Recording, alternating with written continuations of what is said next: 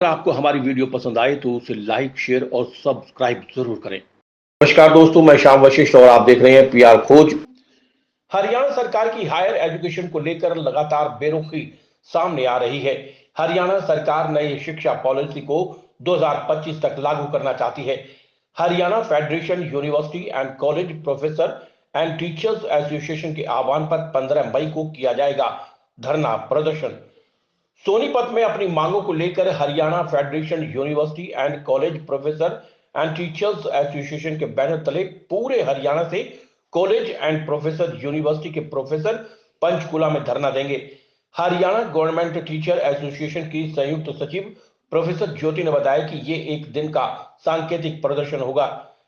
यदि हमारी मांगे नहीं मानी गई तो ये आंदोलन राष्ट्रीय स्तर पर किया जाएगा। हरियाणा गवर्नमेंट टीचर एसोसिएशन की संयुक्त सचिव प्रोफेसर ज्योति ने बताया कि Haryana federation university and college professor and teachers association के आह्वान पर 15 मई को पंचकुला स्थित शिक्षा सदन कार्यालय पर प्रोफेसर एवं कॉलेज टीचर्स द्वारा अपनी मांगों को लेकर धरना प्रदर्शन किया जाएगा।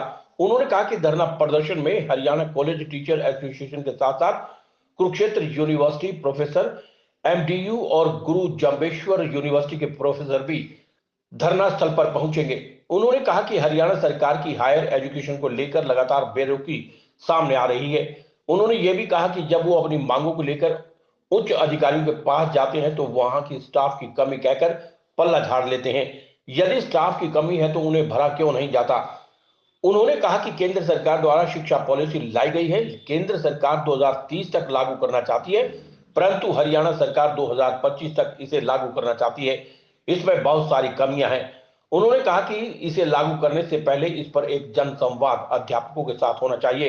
उन्होंने कहा कि किसी राष्ट्र समाज का पतन करना है तो उस पर बमबारी करने की नहीं, बल्कि शिक्षा का स्तर गिराने से ही कोई भी समाज कमजोर हो सकता है। उन्होंने कहा कि पुरानी पेंशन स्कीम आज एक राज्य का नहीं बल्कि राष्ट्रीय स्तर का मुद्दा बन चुका है, जिसके लिए हम लगातार संघर्ष कर रहे हैं। उन्होंने कहा कि आज शिक्षा विभाग के कर्मचारियों पर इतना प्रेशर है कि शिक्षा के साथ साथ अन्य बहुत सारे कार्य जैसे पासपोर्ट बनवाना, राशन कार्ड बनवाना, किसी भी प्रकार का सर्वे करना अध्यापकों से ही करवाया जाता है, जिसका जिसका असर सीधा सीधा बच्चों पर और उनकी पढ़ाई पर पड़ता है। मैं ये बताना चाह रही हूँ कि कल 15 मई को शिक्षा सदन पंचकुला पर धरना प्रदर्शन किया जा रहा है, जिसमें ये हो रहा है एच फुक्टो के आह्वान पर। ये है Haryana federation of university and college teachers association. साथ में जो संगठन और जुड़ रहे हैं वो है HGCTA जो गवर्नमेंट कॉलेज टीचर्स की एसोसिएशन है, HCTA है कॉलेज टीचर्स एसोसिएशन, साथ में KUTA है, ये कुरुक्षेत्र यूनिवर्सिटी की है, MDU की है और GJU की भी है। ये सभी संगठन, सभी जो असिस्टेंट प्रोफेसर्स हैं, सीनियर प्रोफेसर, सब साथ में कल धरना करने जा रहे हैं पंचकुला में।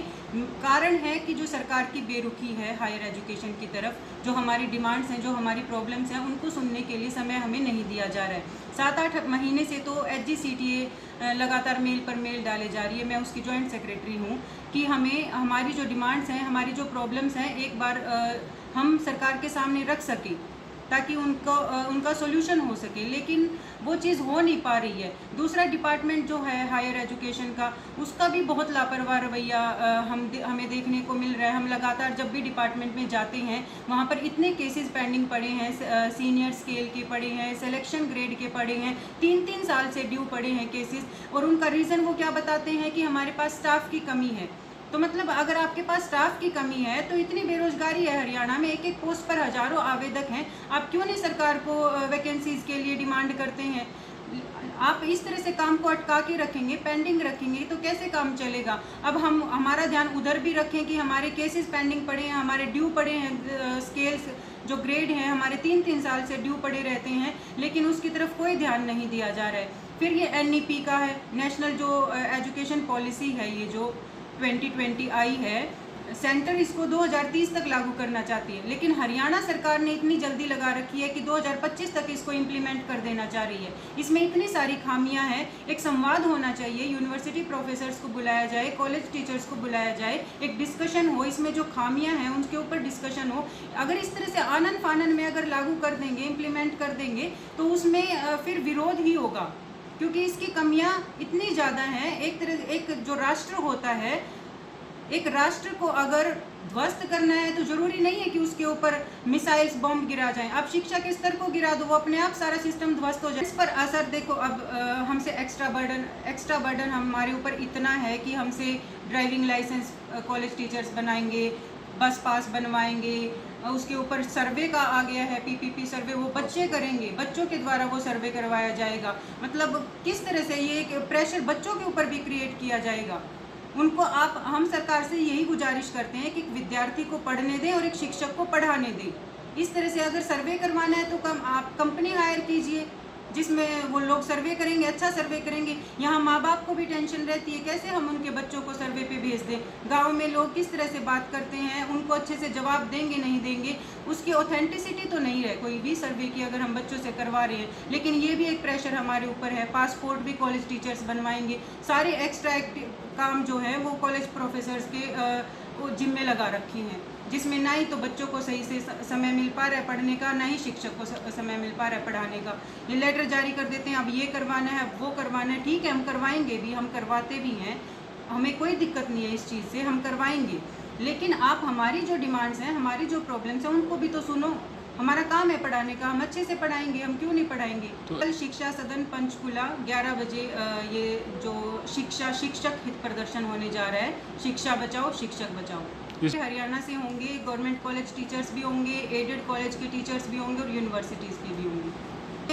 बहुत सारी कमी है, एक कमी नहीं है। जिस तरह से कॉलेजेस को ऑटोनोमस बनाने की बात की गई है, यूनिवर्सिटीज़ को ऑटोनोमस बनाने की बात की गई है, ऊपर से जैसे बच्चे हैं 1 साल का अगर है कोर्स तो उसमें उसको सर्टिफिकेट देंगे, 2 साल पर डिप्लोमा देंगे, 3 साल पर डिग्री देंगे। ये इस तरह की बहुत सारी इसमें कमियां हैं जिनके ऊपर एक बात होनी ज़रूरी है। इस तरह से बिना सुधार किए अगर इसको इम्प्लीमेंट कर दिया गया तो इसका बहुत ज़्यादा विरोध होने वाला है।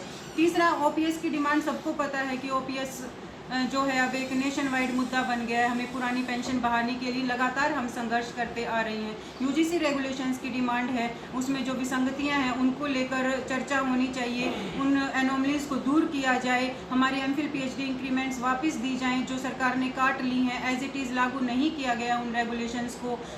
और अदर डिमांड्स हैं, हमारा पूरा डिमांड ड्राफ्ट है जिसमें हमने सारी डिमांड्स लिख रखी हैं। उन डिमांड्स के ऊपर एक चर्चा हो, हमारी मीटिंग हो, इसको लेकर ही कल धरना प्रदर्शन होने जा रहा है। PR खोज के लिए रणबीर रोहिला के साथ श्याम वशिष्ठ।